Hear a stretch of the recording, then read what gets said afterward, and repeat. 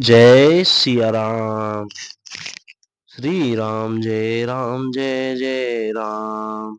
राजा सुनकर उस तपस्वी के वश में हो गया और वह उसे अपना नाम बताने लगा। तपस्वी ने कहा, हे राजन, मैं तुमको जानता हूँ, तुमने कपट किया, वह मुझे अच्छा लगा।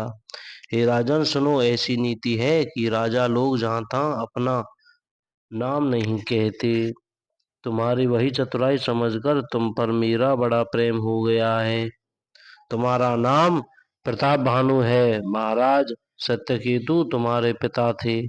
हे राजन, गुरु की कृपा से मैं सब जानता हूँ, पर अपनी हानि समझकर कहता नहीं। हे तात, तुम्हारा स्वाभाविक सीधापन, सरलता, प्रेम, विश्वास और नीति में निपुणता देखकर मेरे मन में तुम्हारे ऊपर बड़ी ममता उत्पन्न हो गई है।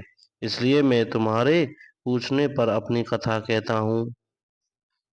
अब मैं प्रसन्न हूँ, इसमें संदेह न करना। हे राजन, जो मन को भावे वही मांग लो। सुंदर प्रेम वचन सुनकर राजा हर्षित हो गया और मुनि के पैर पकड़कर उसने बहुत प्रकार से विनती की। हे दया सागर मुनि, आपके दर्शन से ही चारों पदार्थ, अर्थ, धर्म, काम और मोक्ष मेरी मुट्ठी में आ गए हैं।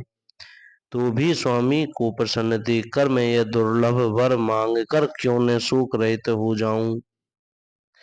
मेरा शरीर वृद्धावस्था, मृत्यु और दुख से रहित हो जाए, मुझे युद्ध में कोई जीत न सके और पृथ्वी पर मेरा 100 कल्प तक एक छत्र अकंटक राज्य हो। बोलो जय श्री राम। तपस्वी ने कहा, हे राजन, ऐसा ही हो, पर एक बात कठिन है, उसे भी सुन लो। हे पृथ्वी के स्वामी, केवल ब्राह्मण कुल को छोड़ काल भी तुम्हारे चरणों पर सिर नवाएगा। तब के बल से ब्राह्मण सदा बलवान रहते हैं, उनके क्रोध से रक्षा करने वाला कोई नहीं है। हे नरपति, यदि तुम ब्राह्मणों को वश में कर लो तो ब्रह्मा, विष्णु और महेश भी तुम्हारे अधीन हो जाएंगे। ब्राह्मण कुल से जोर जबरदस्ती नहीं चल सकती। मैं दोनों भुजा उठाकर सत्य कहता हूँ। हे राजन सुनो, ब्राह्मणों के शाप बिना तुम्हारा नाश किसी काल में नहीं होगा। राजा उसके सुंदर वचन राजा उसके वचन सुनकर बड़ा प्रसन्न हुआ और कहने लगा, हे स्वामी, मेरा नाश अब नहीं होगा। हे कृपा निधान प्रभु, आपकी कृपा से मेरा सब समय कल्याण होगा।